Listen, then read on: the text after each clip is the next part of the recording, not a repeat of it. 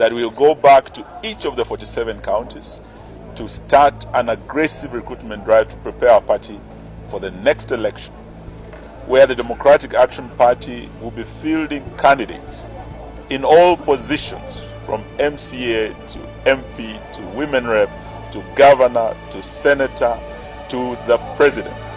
And yours truly has been given that onerous task of carrying the flag into the presidential race of 10th of August 2027. We will have a presidential candidate for the elections of 2027 who is none other than our party leader, Eugene WAMALWA, who will be our presidential candidate in 2027.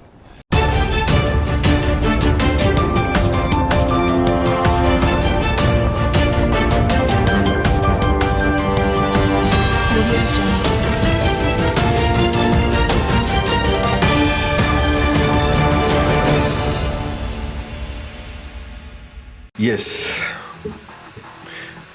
Eugene WAMALWA has come out to announce that he's exiting the AZIMIO coalition. And this is utter hypocrisy on my side. The reason I'm saying that it is utter hypocrisy, every Kenyan knows that AZIMIO is no more. The day Raila Amolo Odinga decided to work with government. In fact, Martha Karua decided to exit first. That was almost a year ago. And these two people remain and I'm starting to think that Kalonzo Musyoka convinced them to stay so that he can use them as a bargaining chip, because Kalonzo Musyoka has always been masquerading as the opposition leader. So today Eugene WAMALWA also announced that he will be standing for presidency, but also is announced that he's going to exit the AZIMIO. And for me, I continue saying that these people are too weak. And they just want to use a coalition or a new coalition they are going to make with Kalonzo Musyoka to negotiate for positions, either for CS or for the deputy president. And for me, I think the smartest one in this coalition is Kalonzo Musyoka. This is what Kalonzo Musyoka used when he was still with Musalia Mudavadi and Wetangula. He made One Kenya Alliance, but he was ahead of them to use it as a negotiating tool to become the deputy of Raila Amolo Odinga. But the two people, Mudavadi and Wetangula, jumped ship to Ruto, and they left Kalonzo Musyoka. That's an unfortunate event. Kalonzo Musyoka was never picked. So even the AZIMIO coalition wanted to be retained by Kalonzo Musyoka to be used as a bargaining chip, but it is now crumbling. So in this episode, I've come to talk about the critical decision of Eugene WAMALWA and the AZIMIO, what it means for our politics, and most importantly, the study materials we can learn from the politics of our nation. But before I do this, I want to know that if you are new to this channel, please subscribe. If geopolitics and economics is what you want, this will be definitely the right channel for you to subscribe to. So very many people would ask me, why am I calling Eugene WAMALWA a weak man, an hypocritical man? The day Raila Amolo Odinga decided to leave AZIMIO is the day they would have moved on. But retaining AZIMIO, it was not a good decision. You know, Raila Amolo Odinga has always been using such people, weak people, for failure of taking decisions. He used NASA, he went to government and found them again, used them, and is now in government with Ruto, and they have not been taking decisions. To show you that Eugene WAMALWA is a weak person, Eugene WAMALWA has always thrived on his late brother's name. Eugene WAMALWA has taken long without being in elective politics. Such a person cannot have an effect on the politics when it comes to the presidential level. Eugene WAMALWA has taken long without being in elective politics. I think it's coming to 20 years. That's the truth. He was the MP for Saboti, if I'm not mistaken, almost 20 years ago. Okay? Such a person is very difficult to make a significant change in the presidency. Eugene WAMALWA doesn't have a following. He thrives on his father, on his late brother's name, Michael Kijana WAMALWA. I keep on telling people from Western, ever since Michael Kijana WAMALWA went, the Western has failed to get a credible leader, because Michael Kijana WAMALWA was a fighter. These people are not fighters. Michael Kijana WAMALWA took Raila Amolo Odinga head on, to an extent that Raila Amolo Odinga decided to form another branch of Ford Kenya. Okay? These people, Eugene Wamala and others, they want to praise Baba. In politics, if you want to take on someone, you fight him. Ruto did so to Uhuru Kenyatta. Gachagua is doing it to Ruto. If you want to become a winner, in politics, it's risks. Okay? Before I proceed, let me first play the tape when Eugene Wamala was announcing his presidency and the exit of AZIMIO. Here is the tape. On a wide variety of issues in terms of revamping this party, which is the 5th largest party in the Republic of Kenya, in preparation for the 10th of August 2027 elections. The party has also said, with all our chairmen from all our 47 counties, that we will go back to each of the 47 counties to start an aggressive recruitment drive to prepare our party for the next election, where the Democratic Action Party will be fielding candidates in all positions, from MCA to MP to women rep to governor to senator to the president. And yours truly has been given that onerous task of carrying the flag into the presidential race of 10th of August 2027. There are very good reasons why the party has taken this position. We believe William Ruto is an existential threat to our democracy. So we are saying as DAP, we cannot and we no longer find it tenable to continue being in a relationship with people who are no longer like-minded with us, who are assisting, aiding and abetting Zakayo. That is Eugene Wamala. You clearly see that is maybe want to use his party for bargaining a position as a CS, but he doesn't have the influence. To show you that these people are too weak, I normally, you know, in your position, Raila Amolo Odinga said the bar so high. Raila Amolo Odinga didn't hold a lot of press conferences like these people. We normally see these people on press conferences. What they should do, let me just give them advice, is to move around the country, make rallies, go to Kisii, go to Mombasa, go to Western, go to Rift Valley. But they just hold press conferences, they wait for burials, they wait for cultural events. That is not what Raila Amolo Odinga does. In fact, by now, since the finance bill is back, what they ought to do is move around the country to popularize the opposition against the finance bill. This is what Raila Amolo Odinga does. Whenever there is an activity in the country, Raila Amolo Odinga starts moving around the country in stadiums to support or to oppose something. In that way, he gains political expedience. But these people all themselves, Kalonzo Musyoka, they do press conferences, visiting graves,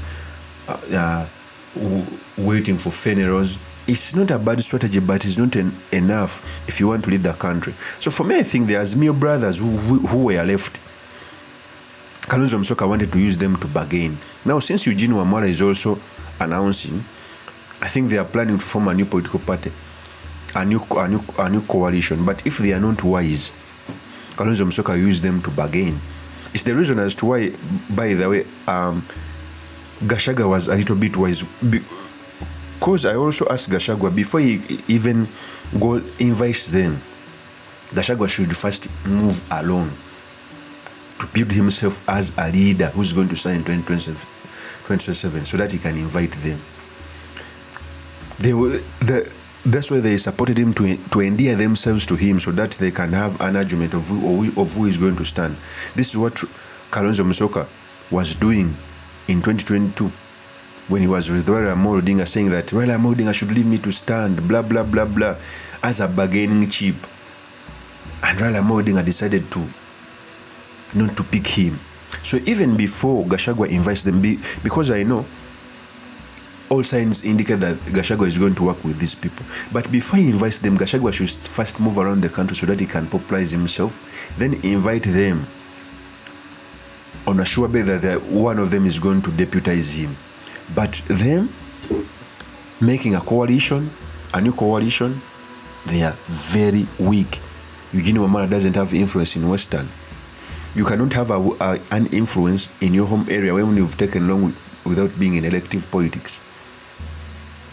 This is what Mudavadi faced and Wetangula But Wetangula didn't face it as much because there has been elective policies. The reason as to why even Bungoma voted for Ruto, because Wetangula has been in elective politics in Bungoma. The larger Western never voted for Ruto because Mudavadi has not been in elective politics. Okay? So a person like Eugene Wamala, who has spent like 20 years without being in elective politics, cannot charter a way for Western region. In fact, by him coming out to announce, it's incumbent upon him to stand as president if he wants to gain the attraction. Because the Western will be up for grabs. It's time. Of course, that's my opinion. Do me a comments by commenting about this. Thank you very much for listening in. If this is your first time on this YouTube channel, I implore you to subscribe, like, and comment so that I can be motivated to do more of such videos. I'll see you on another one. Peace. As a party today, we want to say we will not be party to the praise and worship choir that has been created, who have joined Zakayo and who are being used by Zakayo to bring back the taxes of the 2024 finance bill, who are cheering as the finance bill 2023 is being brought back and Kenyans are going to be subjected to higher taxes. And here we are still cheering William Ruto. So we are saying as DAP, we cannot and we no longer find it tenable to continue being in a relationship with people who are no longer like-minded with us. You know, tunaanza process leo, barua inaenda kwa registrar kumweleza kwamba sisi tumejiondoa katika Azimio kuanzia leo. So hiyo notice inapeanwa leo. Kuanzia leo hatuko Azimio. Yeah. That we have resolved. Leo notice inatoka, hatuko Azimio tena. Wacha wawe kwa serikali na kwa opposition, lakini sisi kama una DAP, we identify with ourselves kama party yenye iko independent. Azimio tawe. Azimio tawe. And now we look forward. Now we look forward to campaigning for our candidate, presidential candidate, our party leader Mheshimiwa Eugene Wamalwa. Na tunajua huko mbele tunaenda kuchukua serikali. Our last line of defense in Kenya was the judiciary. But the events of the last few weeks, few days, and the winning streak of one William Ruto, from the Finance Act 2023 to the housing levy, which is one of the most oppressive taxes in the history of Kenya since the colonial hard tax, to the impeachment that was rushed through parliament and through the court. Kenyans now believe, just the way William Ruto has captured parliament, he has equally now put a lot of pressure on the judiciary and the judiciary has given into this pressure. This is why we are saying he is an existential threat to our democracy, because democracy is about the rule of law. The rule of law is about fair trial, is about independence of institutions. What we are seeing in Kenya today as we cheer William Ruto, because we saw some cheering yesterday, celebrating yesterday, but very many Kenyans are not celebrating with them. You cannot celebrate an emergence of a dictatorship. A dictator starts by capturing key institutions and cutting down dissent. The presidency, according to our constitution, was changed for one reason, that we do not have an imperial presidency in Kenya, that we have both a president and his deputy elected by the people of Kenya. So by William Ruto removing an elected deputy president and telling us to celebrate a selected deputy president who is only loyal to him, as we saw him swear, not the leader of the people of Kenya, but to Ruto who appointed him, not Kenyans, because Kenyans did not elect him. That is the beginning of undermining and eroding of our constitution. William Ruto what we are seeing in William Ruto is the emergence of a strong man syndrome. where anyone standing before William Ruto will be crushed. We look forward to campaigning for our candidate, presidential candidate, our party leader Mheshimiwa Eugene WAMALWA. Na tunajua huko mbele tunaenda kuchukua serikali. We will have a presidential candidate for the elections of 2027 who is none other than our party leader Eugene WAMALWA. Tunataka kuangalia namna serikali mpya inaenda kuundwa 2027 because tunataka a new government ile inakuja inaanza step 1 kufukuza adani, step 1. Step 2 kuabolish mambo ya housing levy na kurudishia watu wote pesa wale wamekuwa kinyang'anywa pesa yao in the name of housing levy. Number 3 kurudisha NHIF illegal deduction ambayo inaendelea saa hii. Nasikia wanakata watu 3,000, 10,000, pesa nyingi inakatwa kwa watu atinaenda kwa hii kitu inaitwa shifa. Yote hiyo tutaabolish na ile pesa imekatwa ya watu inarudishwa. Ya ine, watu yote wamefanya mambo ya wizi lazima wawekwe ndani, hakuna mtu atawachwa.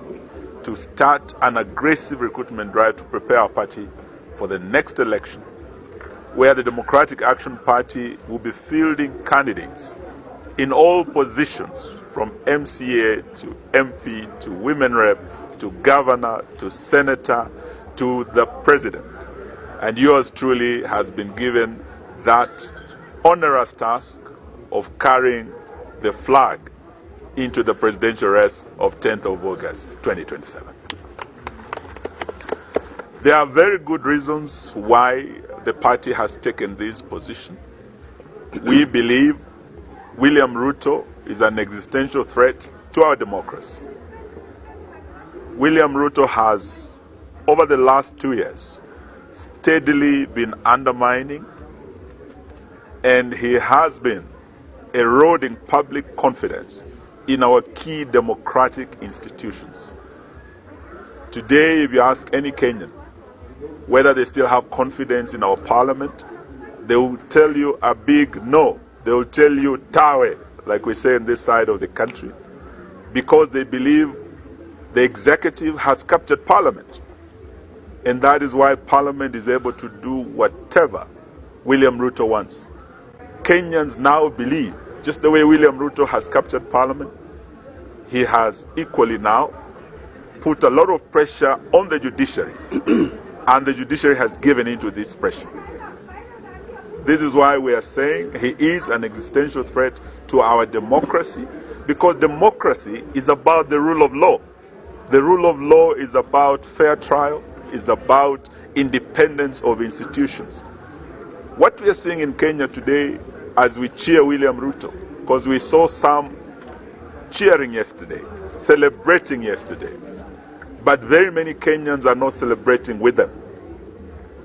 Western Kenya, as the Honorable Munyinyi has said, welcomes the amendment of the sugar bill into law. This was long overdue.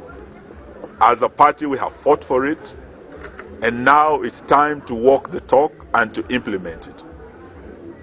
That is the only thing we welcome from yesterday's proceedings. But as to what happened yesterday, you cannot celebrate an emergence of a dictatorship. A dictator starts by capturing key institutions and cutting down dissent. The presidency, according to our constitution, was changed for one reason: that we do not have an imperial presidency in Kenya, that we have both a president and his deputy elected by the people of Kenya. So by William Ruto removing an elected deputy president and telling us to celebrate a selected deputy president who is only loyal to him, as we saw him swear, not the legion of the people of Kenya, but to Ruto who appointed him, not Kenyans, because Kenyans did not elect him. That is the beginning of undermining and eroding of our constitution. So those of you who are celebrating that Ruto has crushed Gachagua, it's not Gachagua who has been crushed, it's our constitution. And it starts with the presidency, where there are no checks and balances, to parliament, to the judiciary. that is how our democracy dies, when our key institutions die. Recently, we had the Honorable Uhuru Kenyatta make one of the best speeches ever at the Defense College in Nigeria. He said what President Obama said in Accra, Ghana a few years ago, that what Africa needs and what Kenya needs is not a strong man, but strong institutions. William Ruto is, what we are seeing in William Ruto is the emergence of a strong man syndrome, where anyone standing before William Ruto will be crushed. Whether you are his number 2, second in command, whether you are speaker and Moses Masika Wetangula, I want to tell you, vile yale niliambia Rigiji, mwenzako akinyolewa kichwa chako tia maji bana. If number 2 can be kicked out in the manner Gachagua was kicked out, you and your Ford Kenya can be kicked out too. Let us not celebrate dictatorship, because that is what is emerging in our country.